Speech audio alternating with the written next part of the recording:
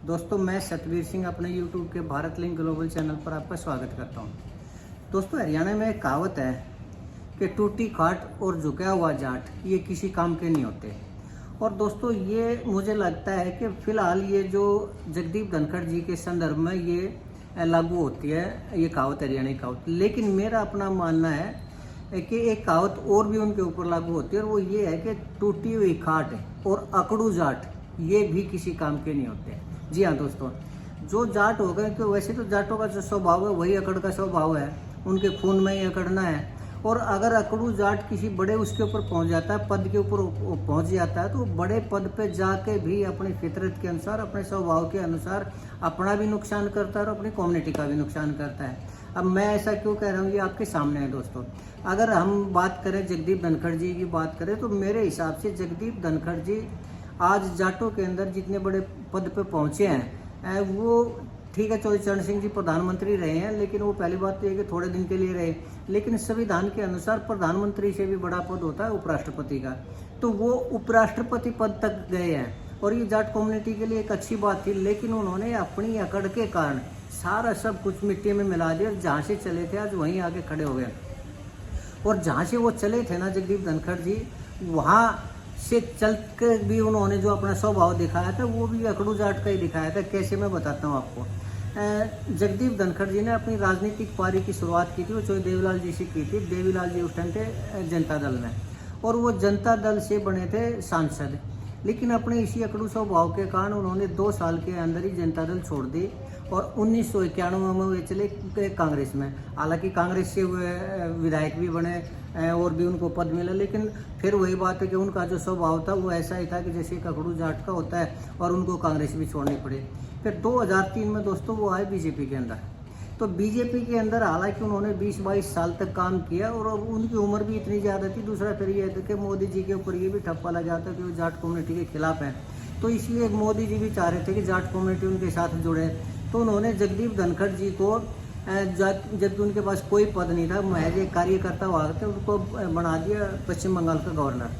तो पश्चिम बंगाल के गवर्नर में ये बात ठीक है कि उन्होंने जो अकड़ दिखाई, जो लड़ाई झगड़ा दिखाया, वो मोदी जी के लिए ठीक था, क्योंकि उनकी जो पॉलिसी थी कि ममता बनर्जी के सामने कोई टकराने वाला भी तो, कोई इतना भी तो जो उनको मुंह तोड़ जवाब दे सके। खैर कारण जो भी हो, लेकिन ममता बनर्जी के साथ जो गवर्नर का उनका कार्यकाल रहा वो भी बिल्कुल ऐसा ही रहा जैसा एक अकड़ू जाट होता है। और उन्होंने हमेशा सींग फंसाए ममता बनर्जी के खिलाफ। कभी तो उनको ये कहा कि पश्चिम बंगाल में तो वही आदमी रह सकता है जो सत्ता पक्ष से करीब हो। अगर उसको जीना है, अगर शांतिपूर्ण सांस लेना है, सुख से सांस लेना है, तो ममता बनर्जी के साथ उनको जुड़ना ही जुड़ना पड़ेगा। तो ये इस तरह की जो लड़ाई थी वो ममता बनर्जी के इस हद तक उनके साथ ही लड़ाई हुई। क्या एक बार उन्होंने गवर्नर ने राष्ट्रपति शासन के लिए वो कर दी, सिफारिश कर दी राष्ट्रपति से कि पश्चिम बंगाल के अंदर इतना क्राइम है, इतनी ज़्यादा मारकाट है कि यहाँ संविधान का पालन करना मुश्किल है, इसलिए इसको ममता बनर्जी को सत्ता से बाहर करके ना राष्ट्रपति शासन लागू किया जाए। हालांकि ममता बनर्जी सुप्रीम कोर्ट में चली गई थी और वो धारा 56 या 156 अनुच्छेद 156 का दुरुपयोग के मामले में वो रुक गया, वो राष्ट्रपति शासन नहीं लागू हो पाया। लेकिन कहने का मतलब यह है कि उनका 36 का आंकड़ा रहा है हमेशा ही गवर्नर के रूप में ममता बनर्जी के साथ। हालांकि उन्होंने उसको कवर अप करने की भी कोशिश की कि वो तो मेरी बहन के समान है और एक गवर्नर का और एक मुख्यमंत्री का तो कभी झगड़ा हो ही नहीं सकता। तो इस तरह की बात करके उन्होंने थोड़ा मामले को वो भी करने की कोशिश की, शांत करने की कोशिश की। लेकिन खैर उनका जो स्वभाव था वो अपने स्वभाव के अनुसार रहे। फिर एनडीए ने उनको बना दिया उपराष्ट्रपति का दावेदार और उन्होंने जिता भी दिया। लेकिन वो अपने स्वभाव के अनुसार उपराष्ट्रपति के रूप में सभापति होते हुए, राज्यसभा के सभापति होते हुए, यानी प्रेसिडेंट होते हुए भी अपना स्वभाव उन्होंने ऐसे ही रखा। और जो भी कांग्रेस के सांसद हुआ करते या जो हुआ करते उनको धमका दिया करते, उनको चुप करा दिया करते, उंगली दिखा के ऐसे कर दिया करते, बैठ जाओ बैठ जाओ बैठ जाओ। तो इसमें हमेशा कांग्रेस ने यानी विपक्ष ने ये सोचा है कि ये प्रधानमंत्री के एक तरह से प्रतिनिधि है, ये राज्यसभा के प्रतिनिधि नहीं है। जो इनको सरकार की तरफ से इशारा मिलता है वही करते हैं और इसीलिए विपक्ष ने उनके खिलाफ महाअभियोग का प्रस्ताव भी लेके आया। लेकिन उनकी उस टाइम महाअभियोग के कारण उनका उपराष्ट्रपति का पद जाने वाला था, लेकिन वो भी एनडीए ने यानी मोदी जी ने उनको बचा लिया।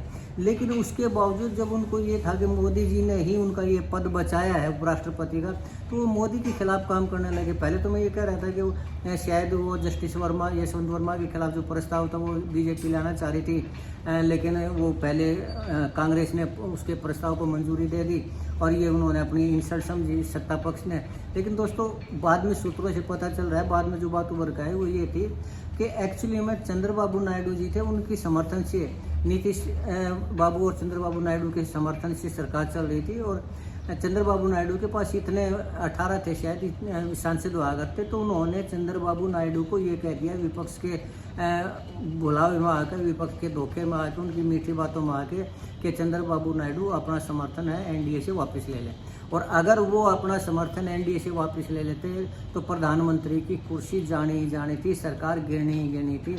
तो ऐसे में ये बताइए कि कौन सरकार का मुखिया ऐसे आदमी को अपने पार्टी का बड़ा पद देकर रखेगा। तो अगर जब वो प्रधानमंत्री मोदी की ही कुर्सी के लिए खतरा बन चुके थे और पार्टी लाइन को छोड़ कर गद्दारी करने लगे थे, तो मेरे हिसाब से दोस्तों उनका इस्तीफा लेके ने कोई भी गलत काम नहीं किया। ये तो है बात नैतिकता की और निष्पक्षता की। उन्होंने मोदी सरकार को गिराने की कोशिश की तो मोदी सरकार ने उनको इस्तीफा ले लिया। लेकिन खैर चलो दोस्तों, ये तो अब आई गई। अब मेन बात ये है कि उन्होंने उपराष्ट्रपति पद भी खाली कर दिया, उपराष्ट्रपति भवन जो उनको मकान मिला हुआ था वो भी खाली कर दिया। और अब वो आ चुके हैं देवीलाल परिवार की शरण में, यानी देवीलाल जी की जो पार्टी इन्हें लोग, उनमें अभय चौटाला जी के फार्म हाउस पे उन्होंने रहना शुरू कर दिया है। और मेरे हिसाब से वहाँ रहते हुए भी अब उन्होंने ये सोचा हुआ कि मोदी जी ने मुझसे इस्तीफा लिया तो क्यों ना मैं मोदी जी की सरकार को ही गिरा दूँ। तो वो अपनी तरफ से अब भी प्रयास करने लग रहे हैं और उनका एक ही टारगेट है कि चंद्रबाबू नायडू है किसी तरह समर्थन ले ले। लेकिन और वो भी कांग्रेस के कहने से, तो कांग्रेस मिलके ने और जगदीप धनखड़ जी मिलकर परीक्षा हो जाएगी अभी 9 सितंबर को ही। क्योंकि 9 सितंबर को उपराष्ट्रपति पद का चुनाव भी उसी दिन आनी है, परिणाम भी आना है। अगर विपक्ष और जगदीप धनखड़ जी मिलकर ना उपराष्ट्रपति पद का चुनाव कर लेते हैं इंडी गठबंधन का, तो मैं ये समझता हूँ कि जगदीप धनखड़ भी अपने पद में, अपने मकसद में कामयाब हो जाएंगे और मोदी जी की सरकार की प्रधानमंत्री के रूप में मोदी की उल्टी गिनती भी 9 सितंबर से ही शुरू हो जाएगी और कांग्रेस का ग्राफ बढ़ने लग जाएगा। कोई डाउट नहीं है कि जब 2029 के चुनाव होंगे तो उसमें कांग्रेस की सरकार आएगी, राहुल गांधी बनेंगे प्रधानमंत्री। लेकिन अगर उपराष्ट्रपति चुना जाता है एनडीए का, तो उसमें सारी की सारी पोल खुल जाएगी, कांग्रेस की भी और जगदीप धनखड़ जी की। हालांकि जगदीप धनखड़ जी ने पब्लिक में आने का जो मन बनाया है वो 25 सितंबर को बनाया है। क्यों? क्योंकि 25 सितंबर को जयंती है देवीलाल जी की और अब की बार शायद वो रोहतक में होने जा रही है, तो वो उसमें अपनी पहली बार सार्वजनिक रूप से जो भी कहना सुनना होगा वो 25 सितंबर को कहेंगे।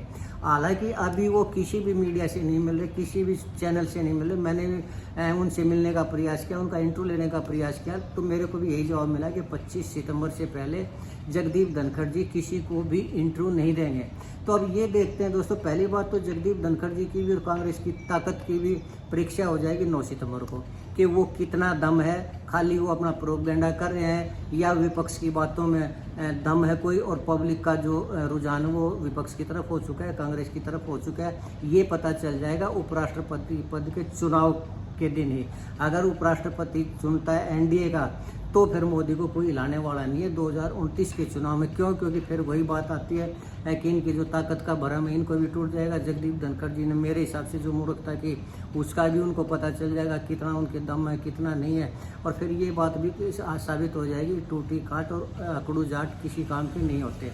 तो मेरे हिसाब से दोस्तों आने वाला 9 सितंबर यानी आज 5 तारीख है, 4 दिन के बाद ये पता चल जाएगा कि किस में कितना दम है और जगदीप धनखड़ जी मोदी जी को हरा पाएंगे या नहीं हरा पाएंगे, मोदी जी को प्रधानमंत्री पद से उतार पाएंगे या नहीं उतार पाएंगे, और इंडी गठबंधन के अंदर कितना दम है कितना दम नहीं है, खाली बातें हैं या वास्तव में पब्लिक का रुझान कांग्रेस की तरफ या इंडी गठबंधन की तरफ होने लग रहा है। ये 5 दिन बाद ही पता चल जाएगा कि किस में कितना दम है, मोदी जी में दम है या देश की जनता मोदी जी के साथ है, या देश की जनता के दिलों से मोदी जी उतर चुके हैं, इससे पता चल जाएगा। हालांकि कुछ मेरे को ऐसे स्टेप लग रहे हैं कि मोदी जी को भी थोड़ा सा घबराहट सी होने लगी है। उन्होंने कई ऐसे, जैसे GST का मामला है, 28% से घटा के 18% कर दिया।